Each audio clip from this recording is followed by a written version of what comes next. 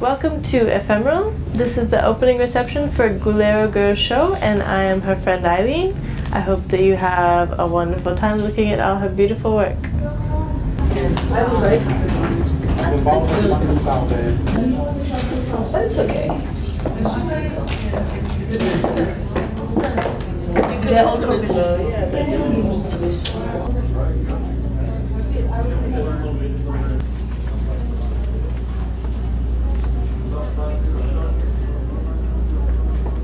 They put on the cover? Our son. They put on the cover? Yes, you didn't see it? No, I didn't see it. That's so funny. I must. So should I read the edit?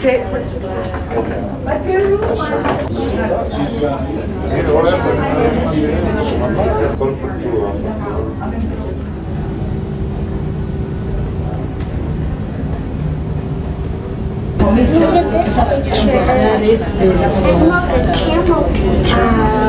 No, it's a llama. Did you see your picture? Oh yeah, I don't want to see it. It's okay. Let someone I else. want to see the other one. Yeah. But I can't have it because It's whatever. I don't even look like that anymore. Hannah! We love Guler. Come here!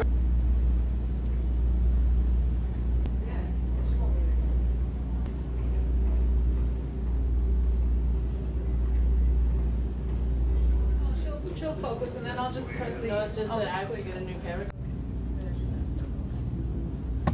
Sometimes a long life is not necessarily measured in quantitative years, but qualitative time.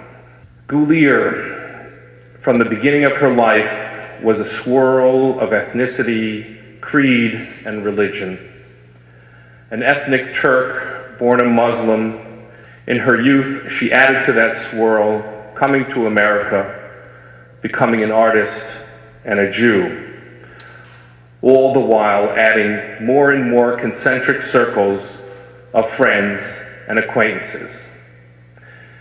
It was thus only fitting that she found her spiritual base here in Tribeca Synagogue, also a potpourri of individuals expressing their religion and identities in so many disparate fashions.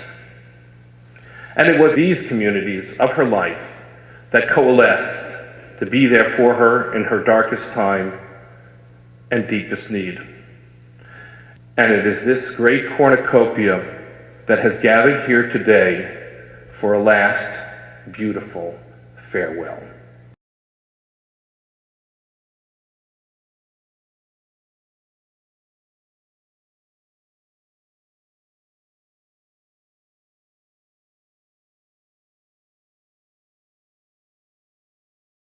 Today we gather to remember those we have lost in 2015, acknowledge the gains we have made, the lives saved and crashes prevented, and commit to working together to make Vision Zero a reality. As many of you know, my beautiful son, Sammy, was run over and killed by a van in front of our home in Brooklyn on October 8th, 2013. Sammy was full of life, smart, caring, and kind. He had so much to offer the world. His death is a devastating loss that our family suffers with every single day. Together, we can build a legacy for those we have lost in a safer and more caring city. Together tonight, hold your yellow flower and photos high and commit to take this first big bold step with me. Acknowledge we have a problem that we can solve. When we read the names and remember those killed in 2015, please join with the drumbeat and mark the loss by chapping your chest twice. Jeffrey McDonald, age 28, brother. Camille Gorski, age 36, Navy veteran, son, friend. Marco Orellana age 48, Queens. Regina Stevenson, age 41, Brooklyn.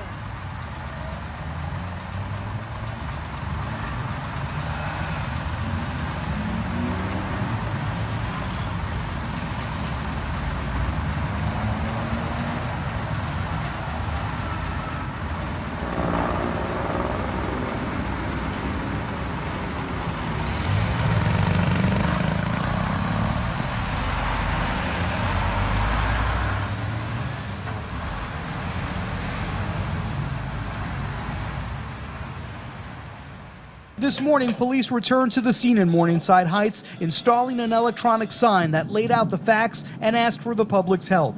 It happened at 6:10 yesterday evening. The victim, Guler Ugur of Brooklyn, was walking eastbound on West 113th Street when she was hit by a vehicle described as a black SUV that continued traveling northbound on Amsterdam Avenue.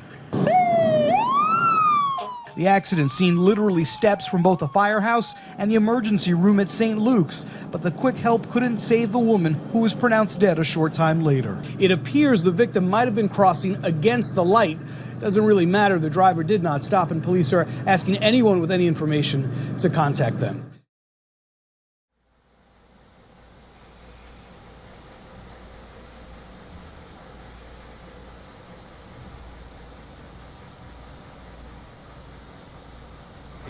How are you?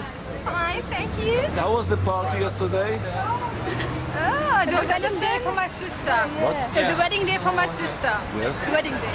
Are you excited? I'm the sister from Guler. Yeah. From Guler.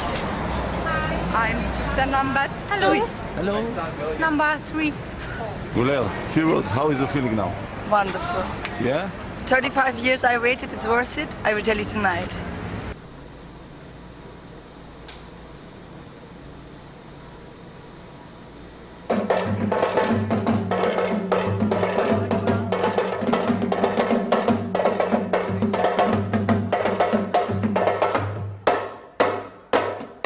Ich bin Deria Ugur, bin 44 Jahre alt. Güler war meine ältere Schwester, sie war ein Jahr älter als ich. Unzertrennlich, haben viel gelacht, viel geweint, viel ausgesprochen, auch von der Kindheitszeit, die jetzige Zeit, also permanent. Wir waren eigentlich 2 Köpfe. Ein Körper. Ein Herz. Ja. Ich bin die Nesrin Zahmann, bin 42 Jahre alt, bin die dritte in der Familie. Erst kommt die Güler, dann die Deria und ich bin dann halt die dritte. Man kann Güler gar nicht beschreiben. Beschreiben kann man sie nicht. Man muss sie schon erleben, die Güler. Also sie ist für arme Leute da, für reiche Leute da, für normale Leute ist sie da. Sie hat für jeden etwas. Also ich denke mir mal, sie hat auch sehr, sehr viele Freunde in dieser ganzen Welt kennengelernt. Und keiner wird sie vergessen. I have to do like this. Guler, she was basically everything to me. I mean, everything that my family wasn't. She was always, you know how you have to fill out the paperwork on some jobs and things like that and write the emergency contact? It was Guler for me, always. And we were that close all the time. Who's your sister? Let's my sister. This is for my ex-husband, the sister. Nice to meet you. When I met Guler, I was Alexandra Neuber. I have just come to this country and I still have my old name pronunciation. And she was Guler, but I couldn't pronounce her name. So for me, she was Guleia. That was the Brazilian way to pronounce it, and she loved it. So all her life, I call her Guleia.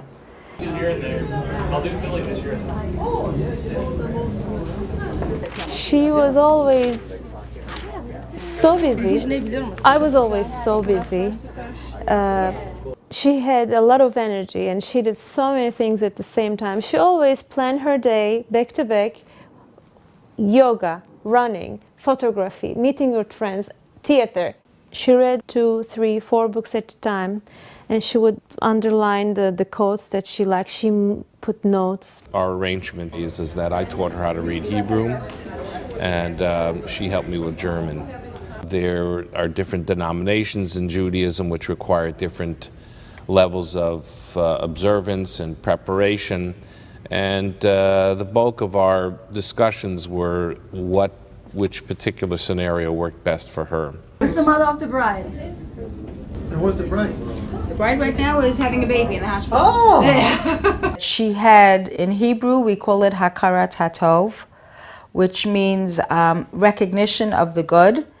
And she had that more than practically anyone I ever met in my life, where she had tremendous, tremendous appreciation for what other people did for her. And she showed that with an open heart all the time. All the time. I want pictures of Abraham and Hannah. No, I want a picture with the two of you. I have to be in the middle. I'm the red. She told me always, you know, Hannah, whenever I hold the camera and I'm in a place and I'm taking picture, this is the moment that I feel like so good about myself. I love it. I love taking photos. I love my profession. It's everything I am. And she really was very, very good at it. Excellent. One word. Diva.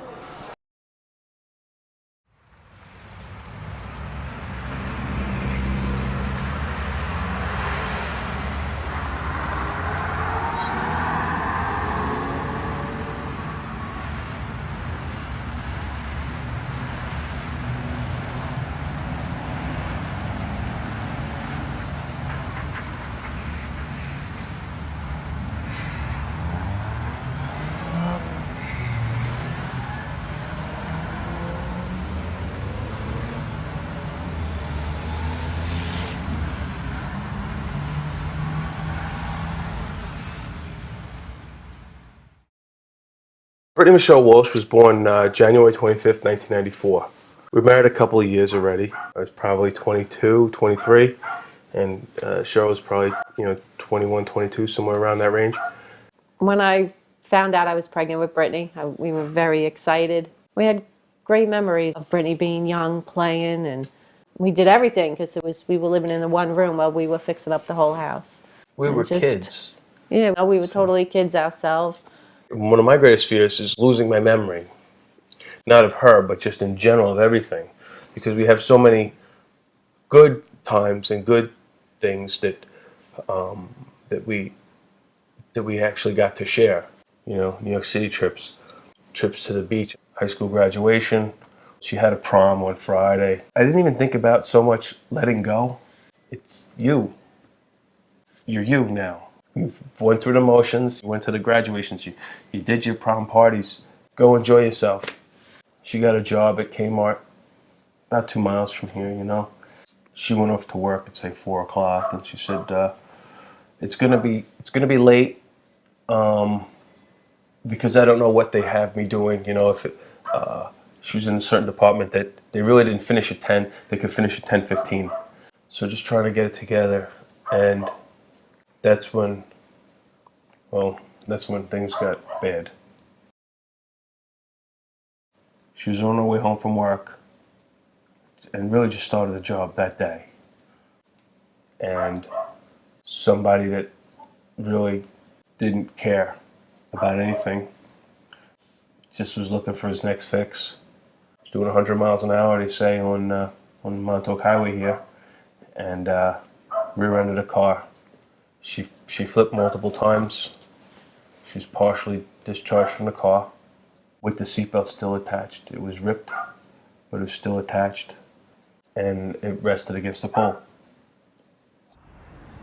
So this white car is coming where Brittany was, in her little white car, and that black car was where the other guy was, except he was doing 100 miles an hour. He clipped her right about there, and she spun here into this bar and hit this pole. This is where she ended. The accident was before that yellow sign that you see over there. And most of the video was from the Sound to Beyond, which is across the street.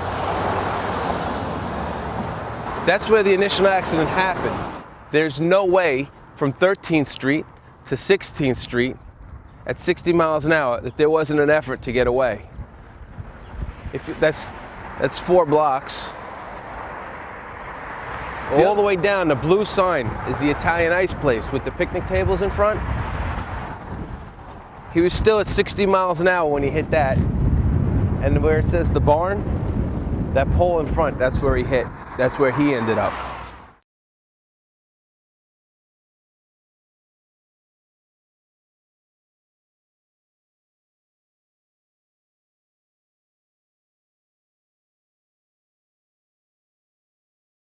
Michael Grassian's intoxication level, he was 4 times the legal limit. The amount of intake would have to be, you know, it's not 2 beers, 3 beers, 5 beers. You know, the amount would be, it was a bottle of this, a bottle of that, you know. Emotionally, I told my kids, no matter what, if you are right, I will stand up for you and fight for you. And that's what we were doing for Brittany. 6 weeks in trial, fighting for her. He got not guilty for murder too. So when it was read, he turned around and gave his lawyer a hug and said, "Thank you for saving my life." And I said, "What about the life of Brittany? You didn't save Brittany's life. You didn't try to save her life or anything."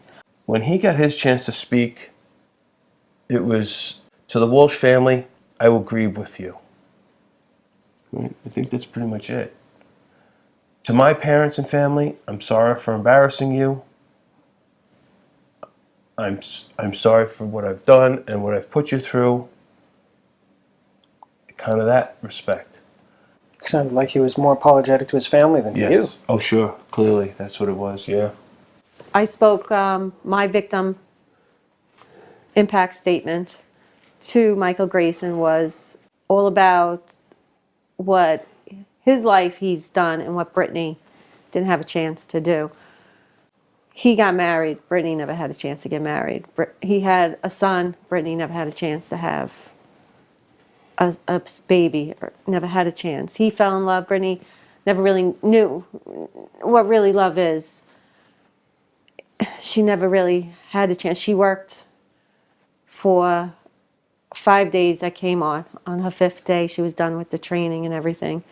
And she was so excited going to work. And I remember holding the door open for her and saying, "Have fun at work. Goodbye. I love you." And then that was it. The last time I saw her.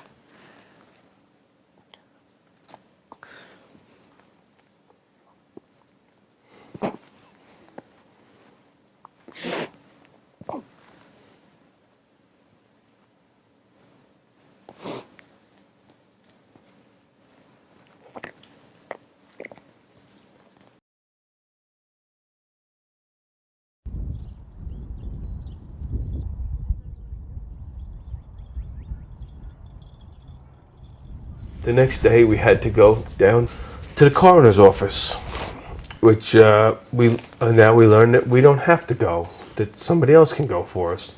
Anybody that knew Brittany could go. Yeah, but I would want to be the one to go. So, well, you know, we go in there and they bring out a picture and they say, is this your daughter? And yeah, you know, so it's kind of, you know, your hopes and expectations are it wasn't. You know, maybe she's still stuck at work or something, I don't know. And then, you know, hopes were a little high for the funeral, that we're gonna have, people are gonna see her and,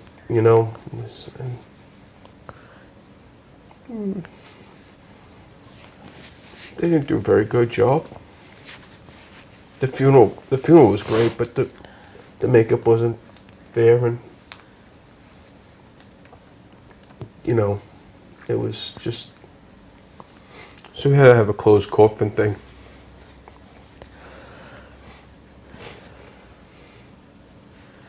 That was sad.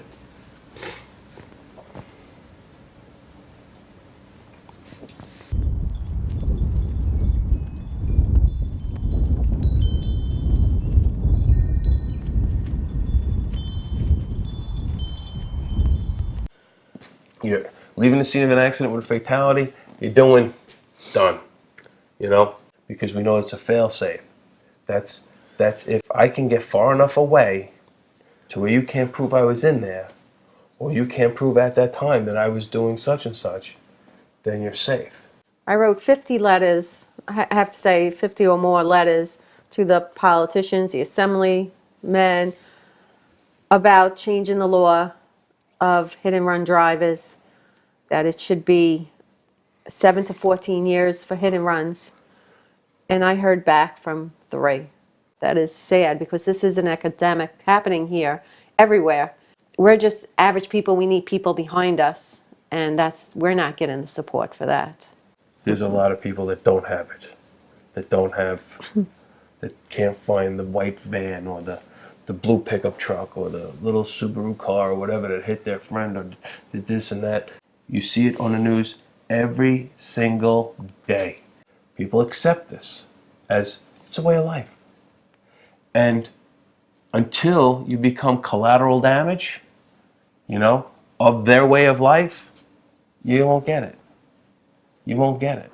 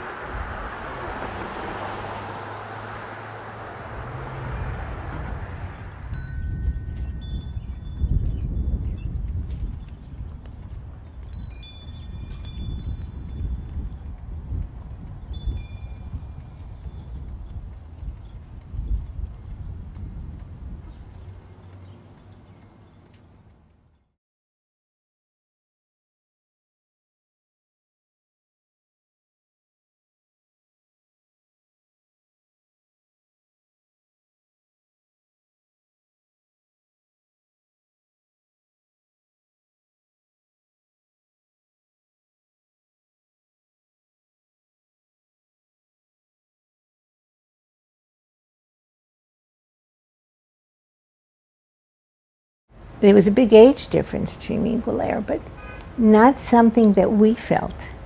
And it was truly wonderful for me. It was, I did not feel my age when I was with her. I felt her age.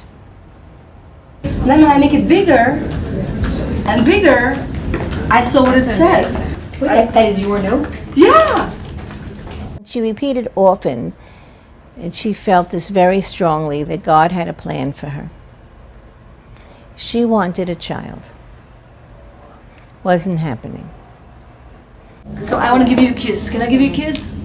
Can I give you a kiss? Mwah, can I give you a kiss? Guler loved children because she said she loved their curiosity and their unabashed questions. She said, I'm like a child too. I want to know everything about a person. And she said she always loved how children's brains work. She wanted to just look at them and see what they would ask her next or see what they would do next. I like that picture because it looks cool. When the hand is holding the mirror, you could see more fingers. So it's like the hand has 7 fingers. So it's a girl or a boy? A girl. Good. Big smiles. Come on, you can do better than that. This book she helped to make and have a special part on the book of her. It tells the story when she was growing up in Turkey, how important her hair was for her, and that her father, you say that she have a lot of pretty sisters and she was ugly. If it wasn't for her hair, she'll better kill herself. And she was so mad with her dad that one day she cut off all her hair just to show that beauty was not important to her. Mein Vater hat die Liebe so nicht gezeigt. Also er hat uns sehr geliebt, aber nie gesagt, oh komm mal, meine Tochter oder nein, hat er nie gemacht. Bis jetzt noch nicht, auch nicht bei seinen Enkelkindern. Nicht.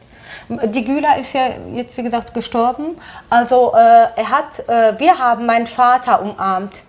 Mein Vater stand dann da hilflos und hat nur noch geweint. Wir haben meinen Vater umarmt, weil wir haben auch nicht mehr irgendwann mal gedacht, dass wir das tun werden. At one point, I think she was 13 when she ran away from home. She left home. She didn't want to stay there anymore, which shows you how strong of a person she was. Very fragile on one side and very strong on the other side. Und dann, also irgendwann mal habe ich zu Güler gesagt, komm doch mal einmal nach Hause. Sie ist dann gekommen und sie brauchte einen Beleg. Ich glaube, das war dann zwischen so, dass sie nach Amerika kommen wird. Das war so ein Beleg, da musste sogar mein Vater unterschreiben. Und erst wollte mein Vater das nicht und hat gesagt, ja, sie ist ja abgehauen, das mache ich erstmal nicht. Aber dann ist einfach Guler zu uns nach Hause gekommen. Mit meinem Vater nicht gesprochen. Und hat gesagt, aber nicht, dass ich was Falsches unterschreibe, Guler. Ich unterschreibe dir das, vielleicht ist das auch was anderes. Und hat unterschrieben und danach ist Guler, dann hat sie gesagt, sie wird irgendwann mal nach Amerika fliegen. Back then, they didn't really question her too much. She said she was a student with a ballet troupe and she had the right paperwork, and the United States was not as closed to foreigners as it is now, and she came. Many times money was a big, big issue in her life. And nobody ever took care of her. She always had to do it on her own. Sie musste durch mehrere Hürden springen, um dahin anzukommen, wo sie jetzt ist. Durch viele Hürden. Also wie gesagt, vom Tellerwaschen bis jetzt.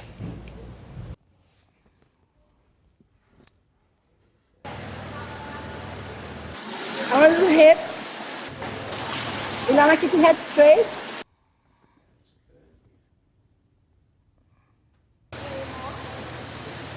A little bit closer. Vivian, through the hip. Beautiful. Again, again, again. Close your eyes.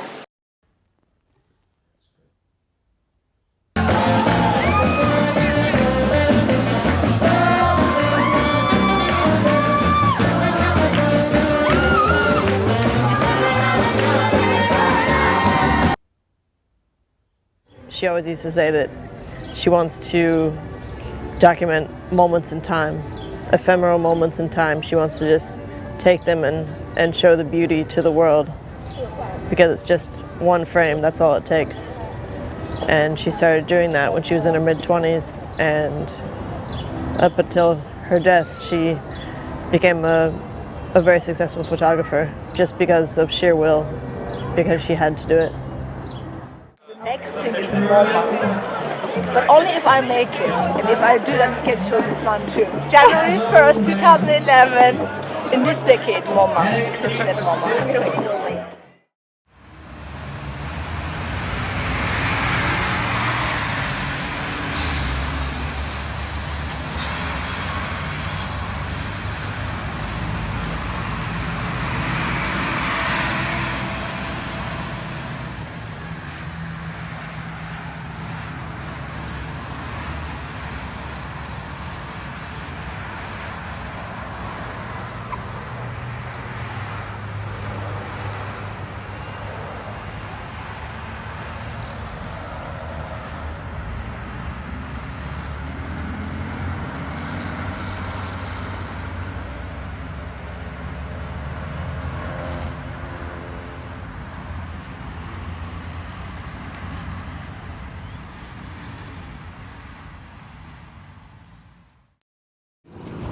Victoria Nicodemus was a daughter, she was a sister, a doting and devoted godmother.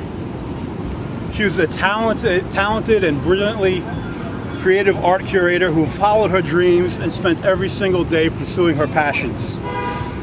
On December 6th, she was walking on this sidewalk, enjoying a beautiful day and a joy-filled weekend with her boyfriend, when her life was taken. In one instant, she was gone, killed by an irresponsible driver with a reportedly suspended license and a history of unsafe driving. A driver who was behind the wheel of a 6,000-pound SUV and who made a decision to swerve onto a pedestrian-filled sidewalk in order to avoid running into an inanimate object. In the days following her death, we read that this driver was charged with a misdemeanor traffic offense. We saw him walk out of jail without bail, a free man. Currently, he faces only a maximum of $500 fine and 30 days in jail. And that's a sentence which is rarely meted out. She was just walking shopping on Fulton Street, as so many of us have done in the past. And this peaceful walk turned into her family's worst nightmare. And we all know he was driving without a license, without insurance, and so he put himself above all of us, and for that, he engaged in a reckless act. And therefore, the individual who was responsible for the death of this artist needs to be prosecuted. No excuses. He needs to be prosecuted. The reality is that he put himself before her. And for that, there should be consequences as opposed to a slap on the wrist. It's unacceptable. And all of us who put elected officials in office, including myself, you need to hold us accountable. And the only way for us to hold them accountable, we've got to raise our voice. And we've got to demand justice.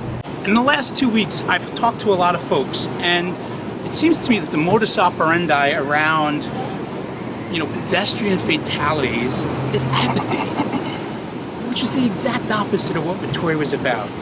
In recent conversations, I was told, the city doesn't really have an obligation to enforce its laws effectively. The system's hands are tied by law and precedent and standards. The DA doesn't really prosecute these things, they settle them. They settle them for misdemeanors. Sometimes an accident is just an accident. And that's the one that hurts the most. Because let's not mince words about this. This was not an accident. Based on everything I've read and heard, this was a series of decisions made by a man who parked where he wanted and drove where he wanted, irrespective of what the police, the prosecutors, and the courts had to say. If the reports are correct, it was his choice, and perhaps a matter of convenience to him that he decided to repeatedly drive without a license, to repeatedly drive uninsured. According to witnesses, to speed down the streets. It was his choice to avoid damage to his car and himself as he swerved to avoid an inanimate object onto a sidewalk filled with unprotected pedestrians. And it's because, and it's the city's choice not to prioritize prosecution of unlicensed and uninsured drivers. It's because this litany of choices that our sister, our daughter, our friends, and this gift to the community has been stolen from us. We've introduced legislation that if anyone in the state of New York knowingly or should know that their license is suspended, revoked, or they don't have a license at all, that it will be a Class D felony if you commit bodily harm or you cause the life of that person to be lost. So I implore all of you to ensure that piece of legislation does not get caught up in politics, that Victoria's life was not lost in vain. To the family, my condolences again. To you, Mom. You have so much strength to be here. Change the laws. I will. So that people that are sober, that run people over, get prosecuted like the drunks. Yes, ma'am. That's right. Yes, ma'am. It's no excuse because you're sober, it's an accident. No, it's not an accident. It's murder. It's murder. Thank you, ma'am. Thank you so much. God bless you all.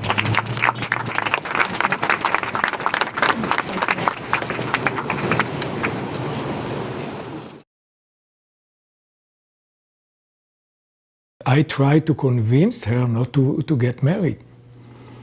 But if you decide to do it, I will be in your side and I'll help you as much as I can.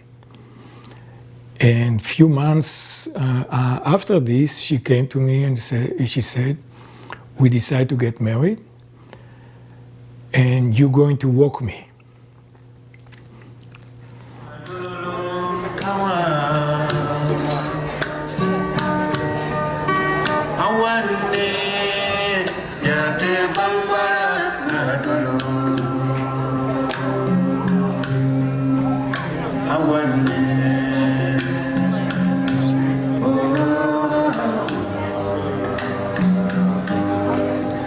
As you might know, Guler is from Germany, so there is a German song stating Guler how she was before she met Michael. I met Guler through Klaus Niedermeyer, who was one of my very good friends whom I had met in LA. And then Guler, Klaus, and I were all very good friends together for a few years. Vielleicht bleibt mein Gesicht, doch dem einen In 2008, Klaus was killed in a motorcycle accident. He was in a coma for a week and a half, and then he passed away.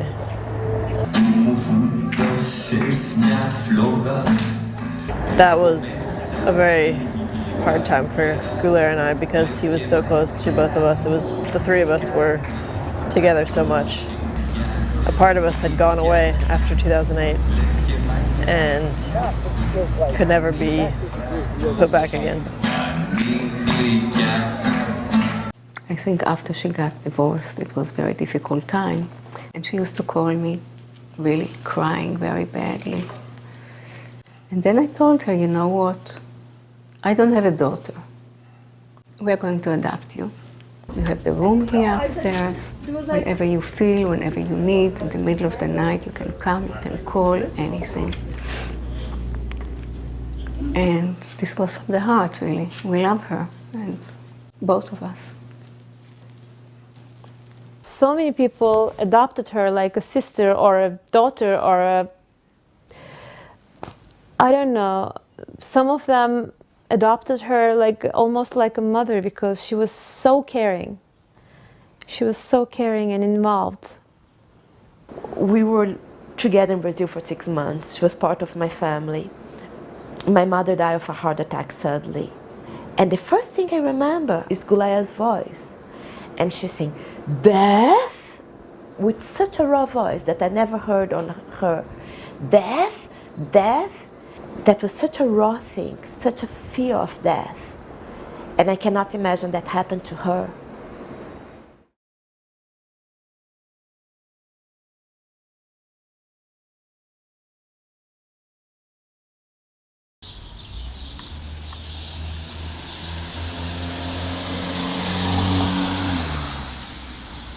My mother, Ida Rosenblatt, was walking from her senior center after her meditation class and was on the corner here with her shopping cart and was struck by an SUV.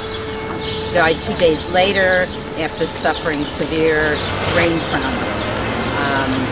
I'm here at my mother's crash site because I want to remember her and I want people to remember her. She was a very strong woman. She was almost 88 years old, but was in better shape than I was. She was a very vital person.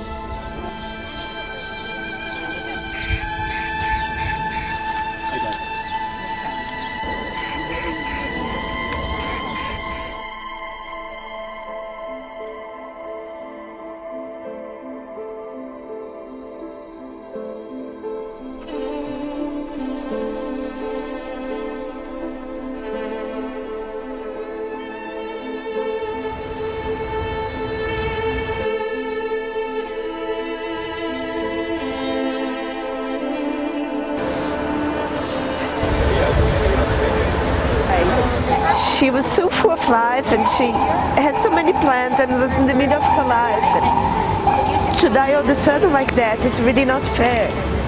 And really left a big hole in a lot of people's life. It's hard to imagine life without her.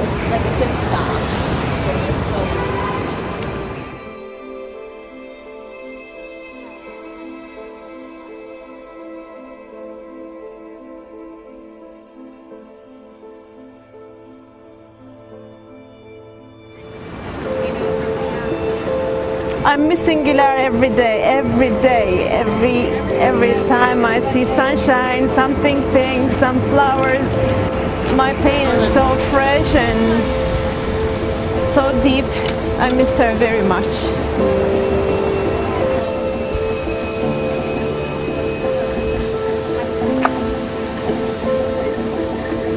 We love you and we hope that you're safe wherever you are and you're in our thoughts always. We're thinking of you all the time. We miss you and love you.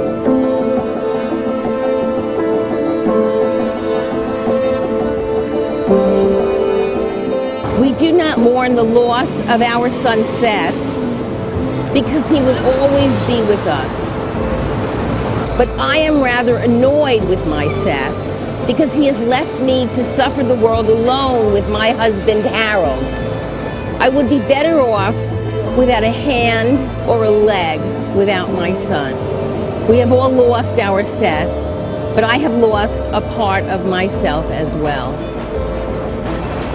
Seth, to honor your memory, we promise to do all we can to keep your memory alive by making it safe for pedestrians walking in our streets. We also promise to keep your memory alive by living our life to the fullest possible, by supporting artists that are and were close to your hearts and our hearts. We love you, Seth. We love you, Seth.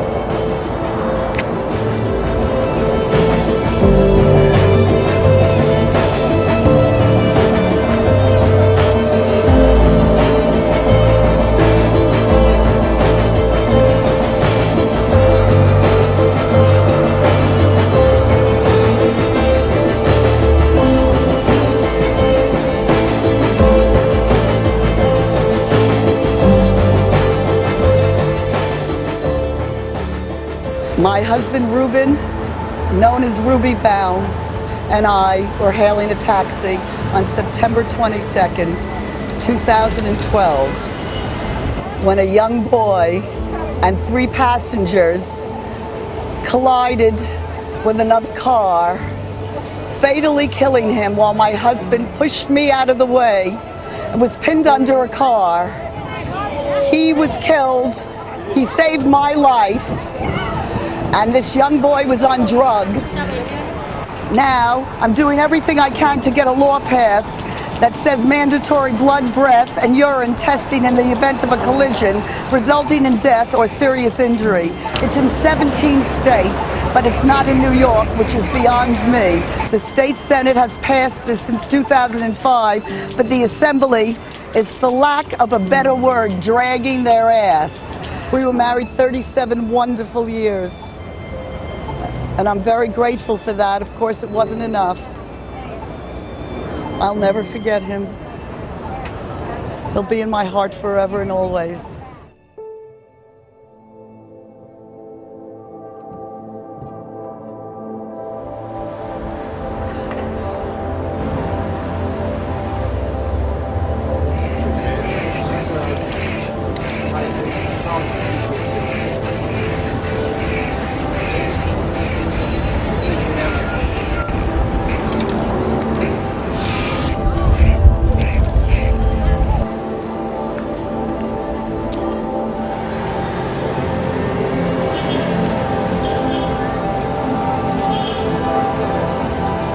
Our daughter, Ella Vandes, was killed right here at this intersection on January 31st, 2013. She was 23 years old. She was the light of our life. She's a beautiful dancer and artist. She was working in a psychology lab and applied to PhD programs. And our lives are shattered because a distracted bus driver was looking in her rearview mirror instead of looking where she was going, and she killed our daughter in a heartbeat.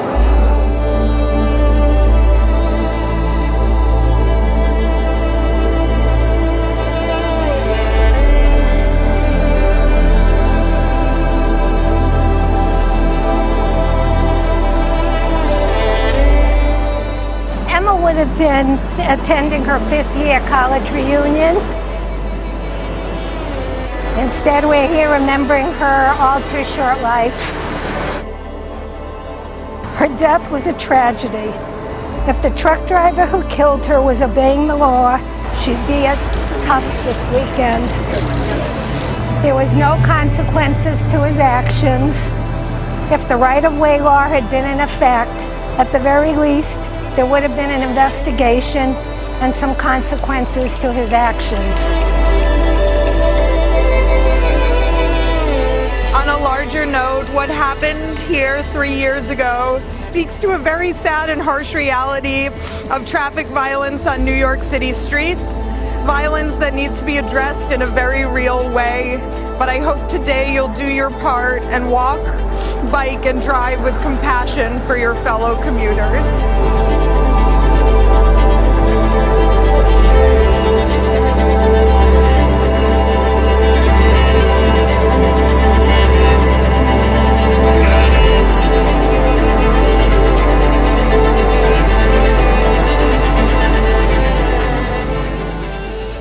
I want to thank my family and Alan's friends for coming out to remember him. He was killed last year in May by a driver, and we all miss him very much.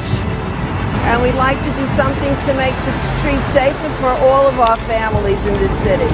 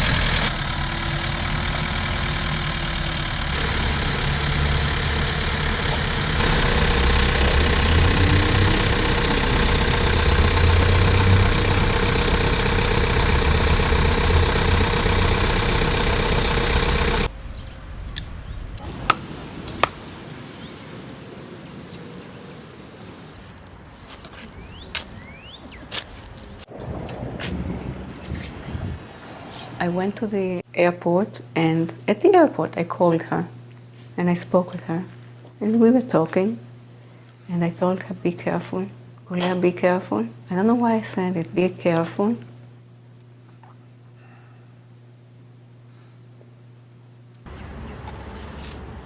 And she had so many plans for 2015. I was riding in the car with her up to the concert, and she was just talking and cracking nuts and talking and cracking nuts, and she was like all excited and everything and beautiful, and I know she was looking forward to the new year.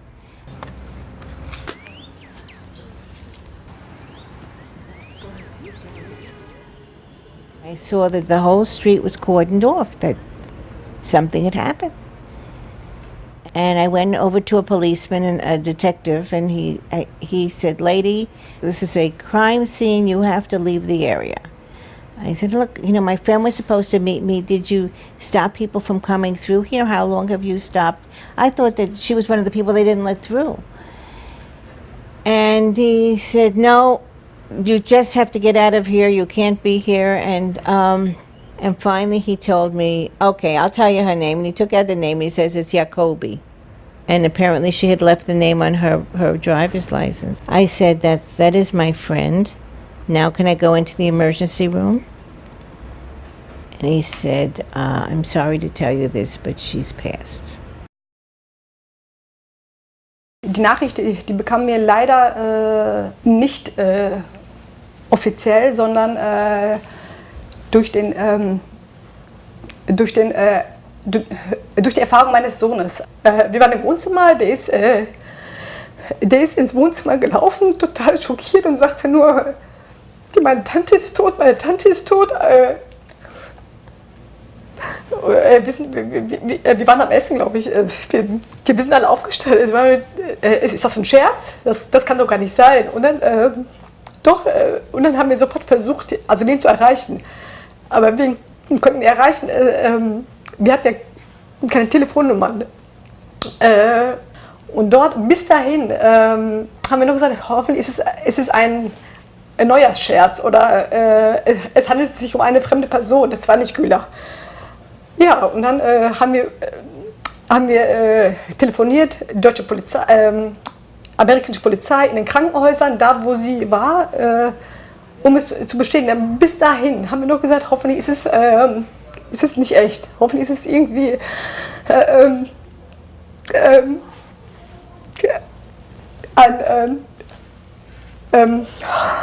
ein Scherz oder also vielleicht vertun die sich, das kann nicht Guler sein. Ja, das war also die Nachricht. Also so bekamen wir die Nachricht. Einfach unschön. Also So eine Nachricht ist sowieso nicht, also ist nicht schön. Aber es war einfach der größte Schock meines Lebens. Also es war ein Schock für uns alle. Es war ein Schock. Schock, ein Verlust. Alles. Ja. Ja.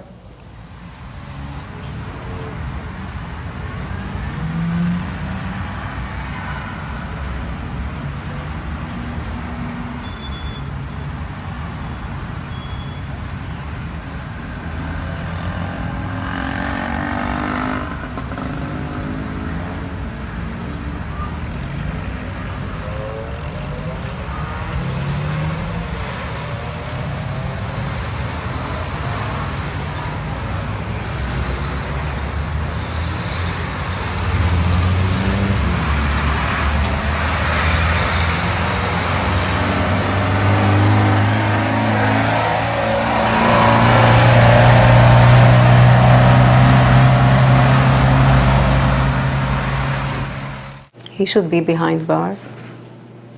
He should be behind bars a few years. You cannot just hit and run and get away with this. You have to pay for it. I heard that this guy is still driving with no license. He posted a picture online of him standing next to a car. I saw, it makes me mad. He's posing in front of a car with a lot of joy. And he did that 3 months after killing a woman with his vehicle.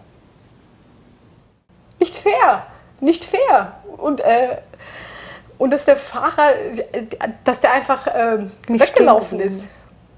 Das ist doch nicht normal, das ist doch nicht menschlich. Sowas macht man nicht. Man lässt sogar kein Tier auf dem, also verbluten. Wir haben jetzt erfahren, es war jetzt, der Tod war jetzt nicht durch Verblut oder so, es geschah durch den Prall. Das haben wir jetzt erfahren, aber trotzdem, man macht das nicht. Und deswegen sind die Hassgefühle extremst hoch. Also ein Tod die wünscht man keinem Mann, also keiner Person. Ob ich jetzt dieser Person das auch wünsche, nein, das wünsche ich keinem, weil das sind solche Schmerzen, was man nicht beschreiben kann. So etwas muss man leben und das sollen nicht viele leben. Also das soll keiner.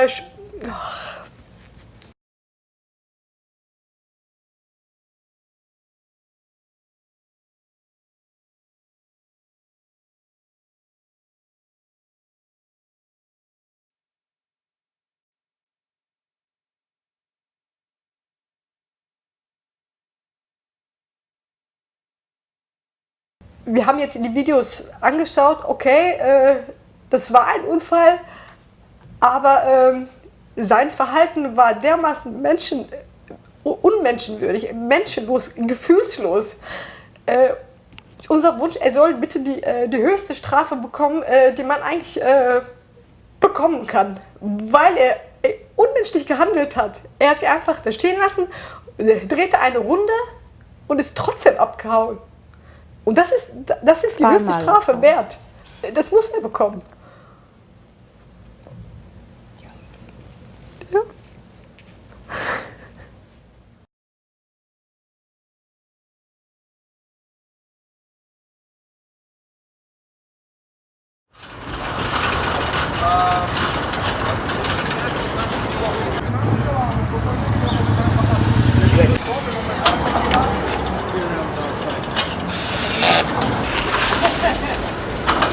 Usually the two are really dirty.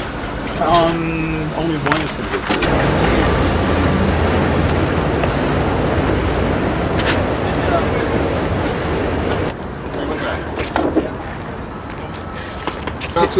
Can we do a height check before we? Okay. I can only reach a certain distance. Under the code.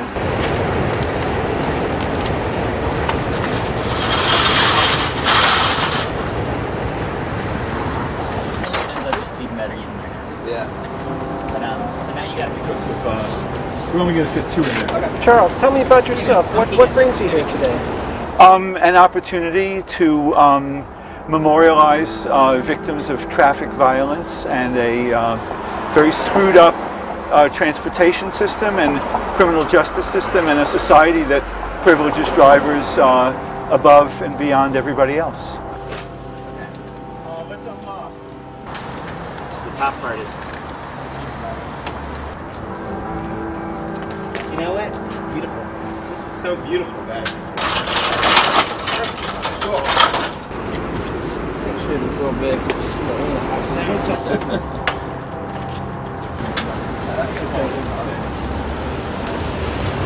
Should I give you a third or do you want me to wait a second?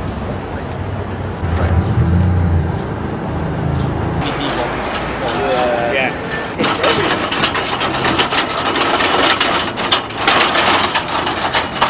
Cool. Thank you. Alright. Hey, Ed. This.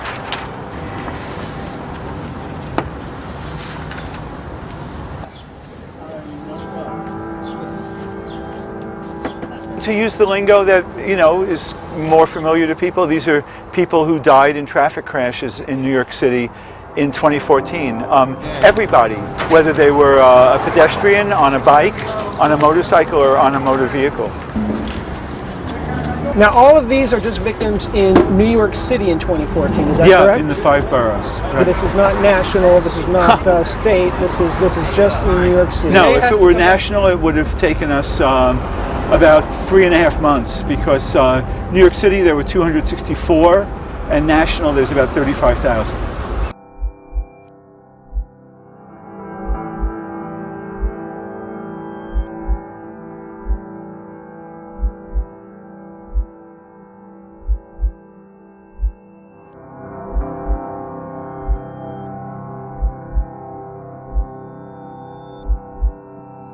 Now, how do you think New York compares to other cities nationwide in regards to prosecuting cases where aggressive drivers kill or maim someone? How are they prosecuted here as opposed to other places nationwide? They're all bad. There might be a pocket here and there where there's some measure of justice for victims of traffic violence, but in New York City and state, and pretty much the 50 states, if you run over and maim or kill somebody, unless you were drunk, and they've got that DWI, blood alcohol content count on you, or if you hit a cop, in which case they'll throw the book at you, you're most likely going to get off with a little slap on the wrist. Whereas in Europe, they have a very different culture that goes after anybody who injures a vulnerable traffic user, a person walking or riding a bike. Now, you've been here since 9 in the morning today. Yeah, and I've been doing this kind of work for about 25 years, too. Okay, what motivates you for this? Well, one is being part of a community of activists who are steadfast and energetic and indefatigable and committed, and a love for their fellow man and woman that I really take courage and heart from. So I think it's that more than anything else, but the reason that I'm in this movement is twofold. I want justice and some proper memorialization for all of these individuals who've been taken from us. And I want a city and a state and a country that doesn't treat pedestrians and people riding bikes as second-class citizens and put drivers on a pedestal where they're beyond any kind of social influence and any kind of prosecutorial action. I want equality, I want justice, I want accountability, and I think that's what motivates all of us who are here today.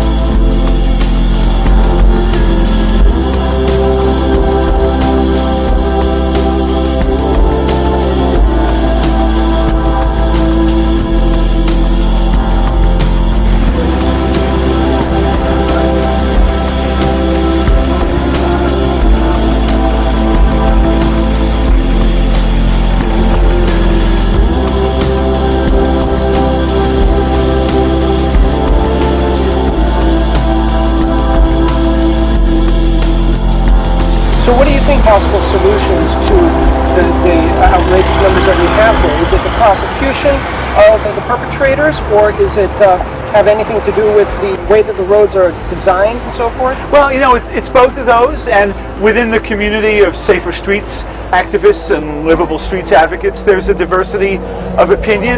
Other people put more of a focus on street design, and I think that's fine. My own focus is on the criminal justice system. I want the district attorneys, the prosecutors to step up.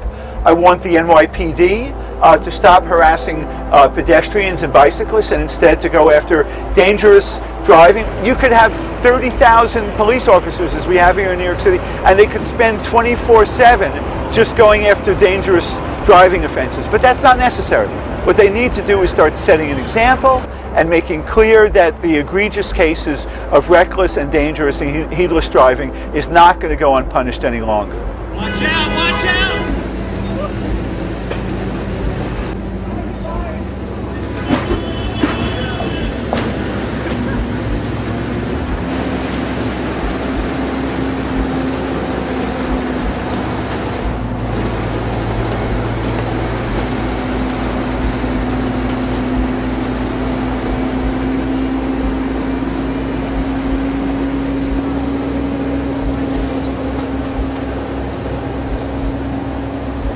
What do you think of that? Oh, well, you surprised? Crazy. It's amazing that nobody was hurt. We're going to be using these scaffolding. Yeah, so it's been, we don't want to move the bell. So, yes,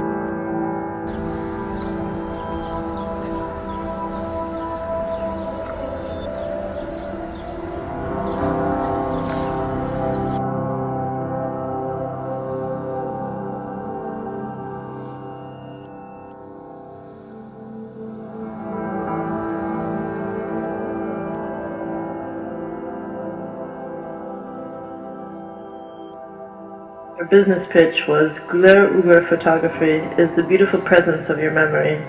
This company is an accidental byproduct of my constant desire to search for beauty. She had a very beautiful, magnetic soul, and she was the closest person to me. I've always been a lover of vocabulary, and as is she, and Guler asked me to write down this word ephemeral, which was one of my favorite words for a long time. And she said, it has such an interesting meaning, something that lasts for a short time and is often impactful, and something that just comes as a spark and then goes. And her last photography exhibit was called Ephemeral. So I got that word tattooed on me in India because I was feeling very close to her. I got Guler's name tattooed in February 2015. And it's very interesting because if you take this as an L instead of a G-U-L-E-R, it's a little bit like Liebe, which is, if this was an L and not a G, which is always looks similar to an L, I-E-B-E, which means love. I'm so glad that she had her time on this world. She touched many, many people's lives. talking to myself, if it wasn't for my encounter with her, for being friends with her all these years, I would be a different person right now. She taught me so much. I didn't feel at the time that I'm celebrating her life. I felt very emotional. Couldn't let go yet. But there is not one day that passes that I don't think about her, feel her, in my mind talk to her. I would say 95% of the photos in my house are photos that she took. So when I came home, I was like, all shaken up again, because there she was. She's everywhere in my house, and the idea that my other grandson's turning 1 in June, the fact that she's not going to be here to photograph his first birthday, I can't even believe it. Not hiring anybody else. It's not going to be photographed. We better live with the good memory that we have, that her professional pictures, that it's art. She got eyes and picture that it's so beautiful that we better see this side now and enjoy what she left. This was taken for an exhibition called Emotions. I'm keeping this. This is one of my best pictures, of course, by Guler. I'm so honored that she picked me to use as a subject. This is a memorial tablet, the entire structure, and then what is affixed on the memorial tablet are memorial plaques. And the plaques indicate the date of death. And each plaque has a light next to it. And every year from this point on that date, the light will be lit in her memory.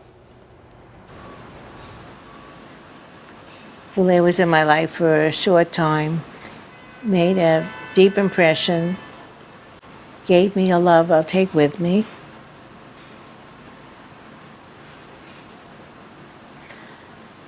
And irreplaceable. She's just irreplaceable. Also ich finde das ganz toll, dass sie so gute Freunde hat hier in New York, dass sie ihr diesen, was auf dem Boden ist, dieses pink gemalte Blume, war das jetzt eine Blume, dass sie das gemacht haben, finde ich das ganz, ganz toll und respektiere alle Freunde so toll, dass sie das gemacht haben. Prima. Also ich möchte hier vor allem, ich weiß jetzt nicht, wer sich das anschaut, öffentlich von Herzen bedanken, dass sie so tolle Freunde hat. Weil es sind hier Menschen, die in ihrem Job sind und trotz allem zu 100% sich diesem Fall widmen. Danke. Einfach nur danke. Das mit der Malerei, das mit dem Baum, das mit dem Memorial, kenne ich nicht. Und das zeigt ja eigentlich, dass man die Person geliebt hat. Also dieser Mensch, meine Schwester, die war so geliebt. Sie war eine wunderbare Person ohne Worte. Also es fallen mir keine Worte ein. Danke. Danke, danke. Danke an euch allen. Danke.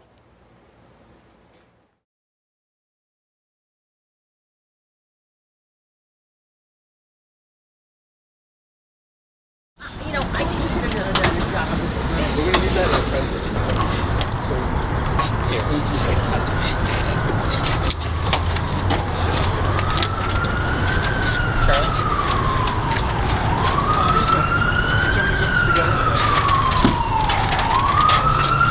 I got it. Hold up, okay. Hold up.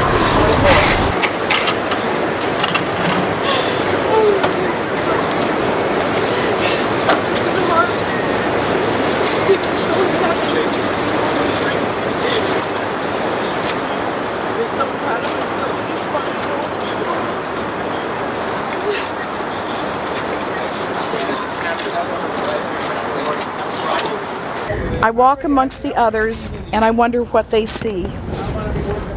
Can they tell a giant piece of my heart has been ripped right out of me? An instant of uncertainty, a flashing pang of fear. One moment you were happily with us, the next no longer here. Your friends were all in shock and awe, eyes crimson with their tears. How will we ever fill this void, they asked amongst their peers. Do you think of all the fun you had, or were you racked with pain? Were your thoughts about your loved ones and if you'd ever see us again? Well, this isn't what you'd want from us, my mother's instinct fears, but better to raise a glass of wine and remember those wondrous years. What a rooftop, such a view. We often heard you say, I've had my fun, I'm still with you, and really, I am okay. A lot of what we believe in this administration is that the status quo needs to be challenged and questioned. This is one example that's particularly powerful. For years and years, we lost people because we didn't make the changes we had to make as a city. We didn't change people's behavior. We didn't change the way they understood their role, particularly as drivers of vehicles. We had to jolt that reality. We had to change it to the core. That is happening now, and it is happening first and foremost because of the families. The families who stood up, they bore witness. They spoke loudly, they used their own pain and their own example to wake people up. To say we have to put the most important thing first, which is saving lives. Not rushing to your next appointment, trying to get through one more light, but actually saving lives. And what the families have done to change the consciousness of all New Yorkers, to change the laws here in the city and Albany, to jolt people out of their slumber and make us realize that we have to do things differently. There is no way to take away the pain. I understand that fully. But there is a way to turn the pain into action and turn the action into victory. These families have done that. Let's give them all a round of applause.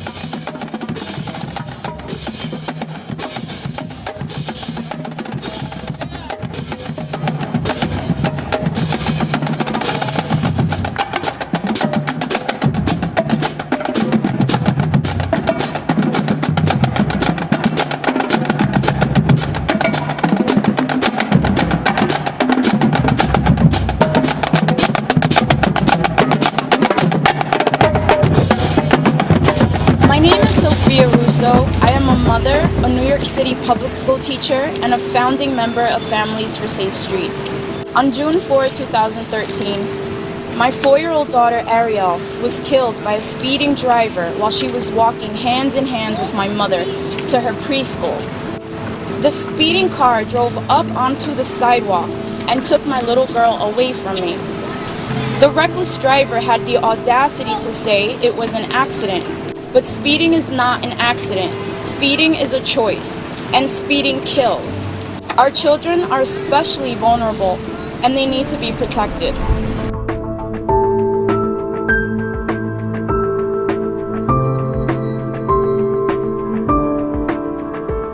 We did pass a red light camera bill some years back, and the argument was this is just to raise revenue.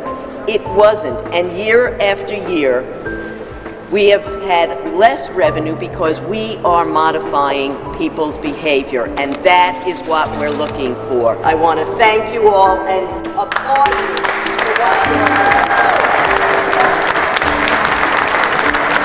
So in the next few hours, we're going to go talk to some politicians, and we're going to do our best to convince them to sign on to the piece of legislation that the Assemblywoman just spoke about.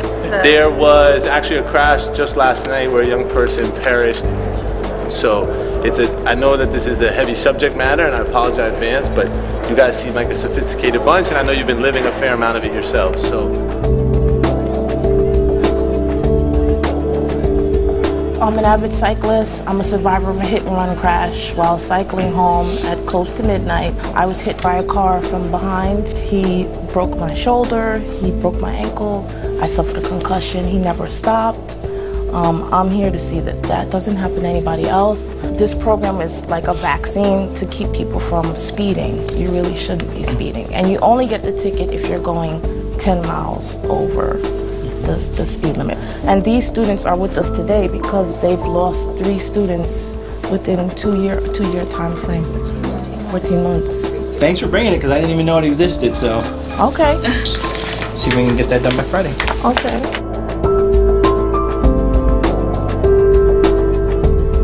Staffer that we met with upstairs gave us a very political answer. Can anyone guess what it may have been? Maybe.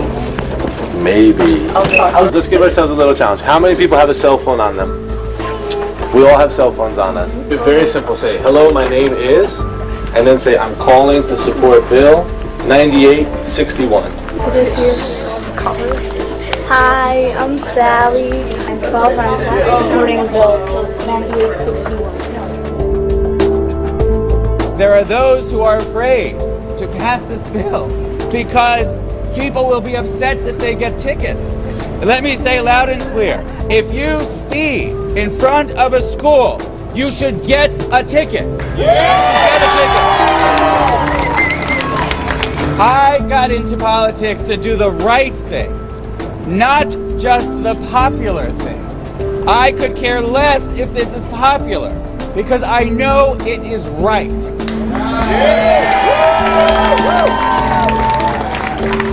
In November 2013, I was on the sidewalk in my Brooklyn neighborhood on a Saturday afternoon with my 2 young sons, and a reckless driver couldn't slow down to avoid a pedestrian in a crosswalk on the other side of the street, and then did a U-turn and mounted the sidewalk and ran over both of my children. Killed my son Lucian. Here he is. He was 9. He was killed instantly, and my 5-year-old son was under the SUV but was pulled out alive, and he has survived. My mom was hit and killed riding her bicycle to work 6 years ago in the Bronx. These young folks have taken time out of their schedule to join us because they care, and also because they've suffered the trauma of having 3 classmates perish in the last 2 years, all to traffic violence. So it's a very serious issue that brings us here today, and our hope is that we can work together and try to pass a piece of legislation that will meaningfully improve the safety on our streets through the use of safety cameras. So when you speak out on a piece of legislation, and certainly on an issue like this that, goes right to the heart of protecting and maybe saving others, you have strength in numbers. You're here representing the millions of people throughout our state that are advocating for the same thing, only they couldn't be here today, but you are. So you are their voice. So really, it starts from the ground up, and that's what I love about our government. It is still a government by the people, for the people. So your voice does mean something, and it should.